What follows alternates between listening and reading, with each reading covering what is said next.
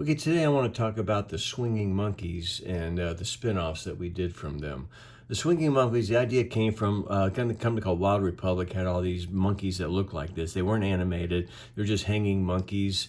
You go in Toys R Us, they had a ton of them. Like FAO Swartz in New York had a whole freaking, like 20-foot, 30-foot run of just all kinds of Wild Republic stuff, and these monkeys were a big part of it.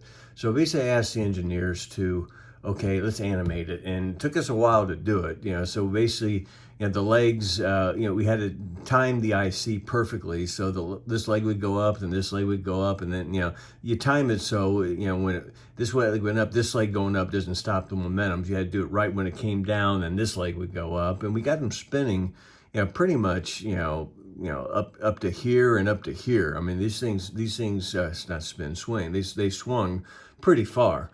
One of the concerns was, okay, how you make this try-me?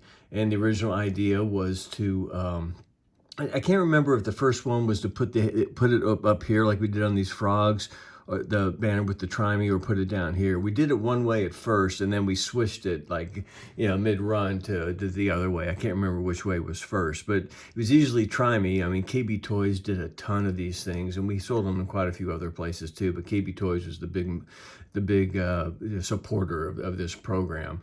So you see, we started with just the basic monkeys, and then we added, kind of wild colors, and then we added fabrics, and so we had a pretty good run on these, and these sold very well. And after these were out about a year, we thought, okay, how do we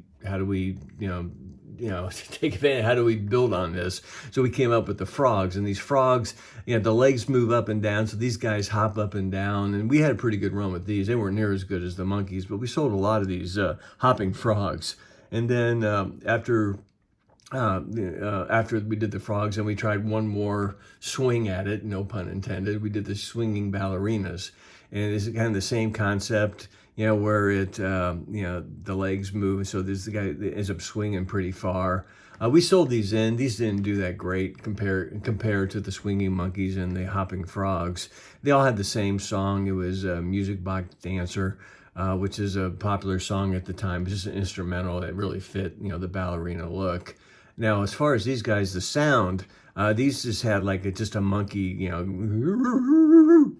was pretty horrible imitation, but just like a monkey sound. It's just constantly going, and the frog sound, I probably had ribbits or something. I can't remember exactly what the Frogz did, but that's kind of the story of the swinging monkeys, the hip hop Frogz, and the swinging ballerinas, all kind of generated from the same idea.